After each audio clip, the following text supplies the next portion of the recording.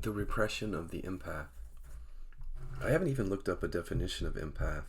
It's more like a felt thing, but people have shown me the definition before. It's a certain kind of way of relating. An empath is someone who feels more empathy than the average person.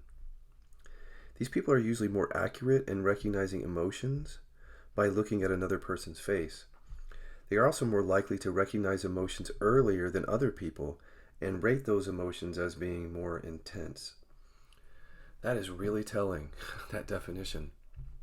Because I grew up as an empath, and June Jackson, who's one of our facilitators in KI, she did a survey of the KI community and found a vast majority, and I would say even in spirituality, a vast majority would define themselves as empathic.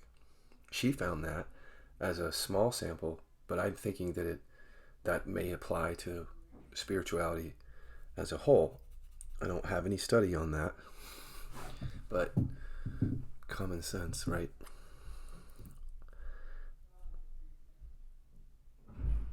See, when I was a kid, I didn't have that label, though. All I remember is I would be around people and I could just sense, like, if they were smiling or saying something, but their emotions didn't match their expression, it was a trigger for me. So if someone came in and someone asked them, "How are you doing?" and their energy and their face kind of said they're not doing well or they're upset, but their mouth would say, "I'm fine." I found myself wanting to pull away from those people. And I also found myself wanting to pull away from people who were angry, or in some cases, people who were afraid, but anger was the thing for me. Again, no empath label, no spiritual search or path at that point. It was just a little kid who was sensitive. That's what the word was back then. He's sensitive. He's a sensitive artist type.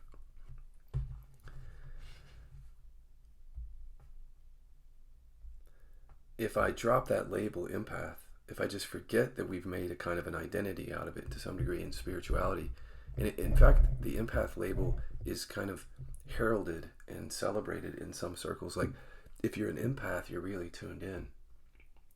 And so it's like this extra sensitivity that you have on the spiritual path is supposed to help you. And it's almost like socially rewarded in certain circles. And in fact, if someone shows up as not very empathic, there can even be some judgment about those people, like they're not going to make it, they're not sensitive enough. And that's not everywhere, but I've seen it for sure. And so, but if we drop the social rewarding that we're doing and the identity making out of it that we do in adulthood, and you look at, and well, you don't just look at childhood, but really go into childhood, processing it from awareness with skillful somatic work, I think you're going to find that in those areas or those relationships where you found your empathic nature showing up, like where you're really sensitive to people's emotions, if you do deeper somatic work on those memories, you're likely to find commands to hold back your own anger, your own fear, which is the repression. And those are hidden. So if you're just listening to me and you're trying to figure this out with the same mind that created it, you may not find it. But again, if you process it skillfully, you probably are going to find it. And we call it we space inquiry is one way that we deal with this. So we space inquiry is where you include the entire relationship in inquiry. So you're not just asking, like, am I holding back anger? But is anger being held back? Is it being resisted in this relationship? Whether that person is expressing it or I'm expressing it or both of us. Because as an empath, as a kid, that's what it felt like. It felt like that's not allowed. I need to move away from that energy. That's frightening. And as I've done the anger repression work, I know why that is now. It's because I was repressing unconsciously that emotion in myself. So in my internal operating system was against anger as a protective or a survival strategy. It's almost like the anger didn't even come into my consciousness as a child because I saw it in my bullies and in my parents fighting. And I guess there's something in my system that just said no to that. And then that repression was held there in the body. And then from there, I think is where a lot of the sensitivity came from, is from the repression and the trauma. Now, there could be some empathic nature to our personality or in our DNA, or that has nothing to do with trauma and repression. So I just want to say that for the people who will think that, oh, he's just reducing everything to trauma. I don't know that. I just know that trauma's involved and repression's involved for people. I don't know if that's the sole thing. I'll leave that to the researchers and whoever else, but it's worth taking a look. So the thing about being an empath, it's helpful because it protects you. It protected me from, and I spent a lifetime just making sure that I wasn't around angry people. And that's not a coincidence. And for a long time, I was almost self-righteous about it. Like, even in spirituality, like, these people are angry and I don't want anything to do with them. I can feel their anger, right? But really what I was saying, but I didn't know, is like, I can feel my anger because it's really just anger. And that's what we learned through we-space inquiry. And if you come to the members area, we'll show you those skills. But essentially with we-space, the questions are directed at whether anger is allowed, period, in this relationship.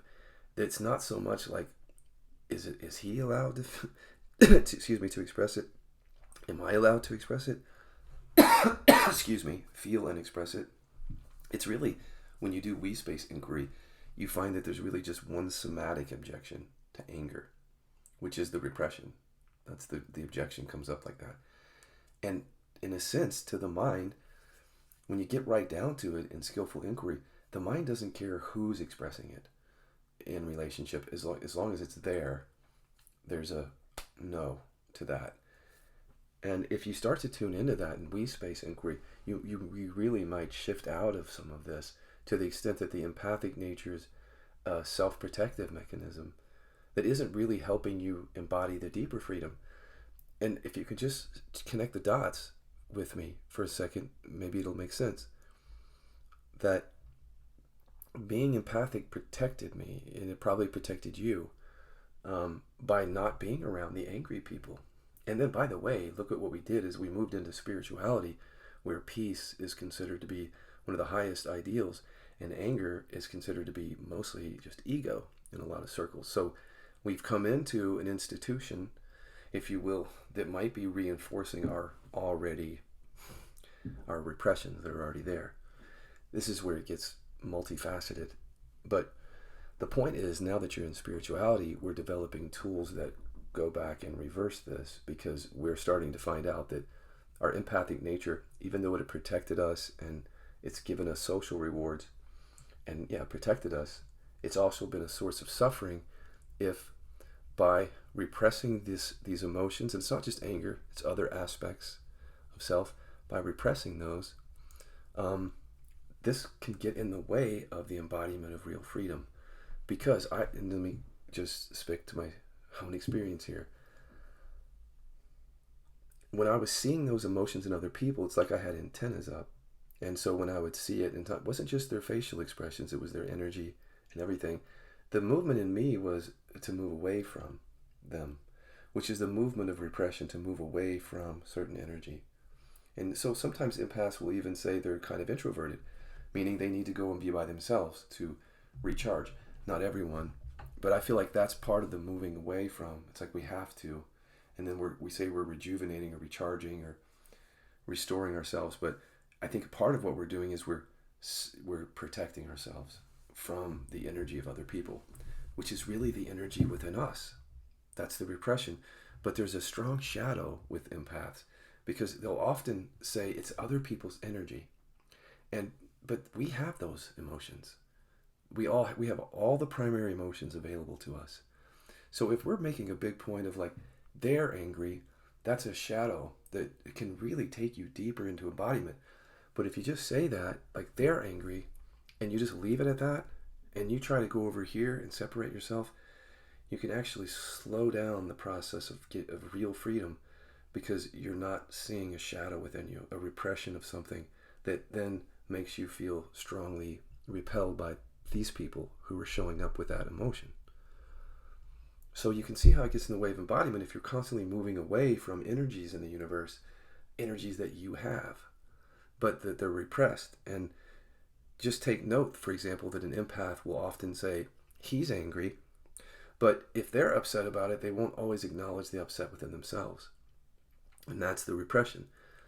So what we're saying to people is when you pull back from, if sensitivity pulls you back from people, or your antennas are picking up things, when you pull back, go into we space and repression inquiry. So you can pull up the hidden commands that are stored in the body that say, I don't want to feel and express anger, and I don't want them to feel and express it. And those commands are very hidden. So, as I've said so many times, if you want to find those commands, I'm just going to go out on a limb and say, for the most part, you're not going to find them in meditation or just resting as awareness. Repressions are much more intelligent than that are just going to show themselves, because they're really protecting the individual self in a very unconscious way. So I've learned that it takes skillful inquiry or some sort of processing to get at these commands that are behind the empathic thing. And the point is, if you're listening and you say, well, why? Why should I? Because I've been able to trust this empathic thing. Just hear again what I'm saying is that awakening isn't just about recognizing that you're awareness. If the body hasn't realized that, then the body keeps the score, and the empathic self-protecting mechanism will continue even as you recognize awareness, and the repressions won't be lifted. And so the embodiment just won't happen fully. And it's not a coincidence, for example, that a lot of empaths that I work with have chronic pain and contractions in their body, and even illness, in which they're not able to overcome it because they're not dealing with the repressions. So again, just look at the profile of your life. Are you seeing that you're empathic? You always have been. Do you see yourself pulling away from certain energies in the universe, which you may be repressing and then shadowing out? Like, he's got it, I don't have it. That's, by the way, is the motto of repression. They have it, I don't have it. And if you have this profile where now you're in spirituality, you're drawn to other people who are empathic and other people who are peaceful, there again is the moving away, the turning away from. So look at how spirituality may be reinforcing it. And it doesn't have to be bad news. It's not like, shit, I think he might be right, this sucks. It's like, oh, this could be a way in right here, and it is. This is a way in. With KI, we've really created a pathway to stop the shadow boxing and stop all the antennas that are trying to make it everybody else's issue, and go within deeply into the somatic, pull up these commands about repressing emotion. And I think what you're going to find, what I have found and others, is what I call the emotional barrier in relationship, which creates an emotional sense of separation, or somatic sense of separation, starts to get unraveled, such that you don't have. And I'll just explain this. Like, when people are angry around me now, it used to be like, oh, I have to get away from them. Like, I don't like their energy. And now it's like, I joke, it's like, let me grab some popcorn, just listen and see what they have to say. The only change has been that the repressions in me have been lifted. There was no philosophy that I downloaded or greater understanding of the mind to accept these people. I realized it was within me. And isn't that the case of all good transformative work? I'll just leave you with this. There was a teacher, and I won't name the name, but who had this habit of coming into satsang, and she would sit up the front, and people would walk in with her, and she would look at people up front and feel their energy. And she would say, I need to have them sit in the back. And that's that empathic thing. But so just be careful, because you can actually wake up to non-dual awareness and even be teaching and still be repressed and saying it's other people's issue. I just wanted to bring up that story so you can see just how much repression actually hides, even when you're living in an awakeness. Thank you.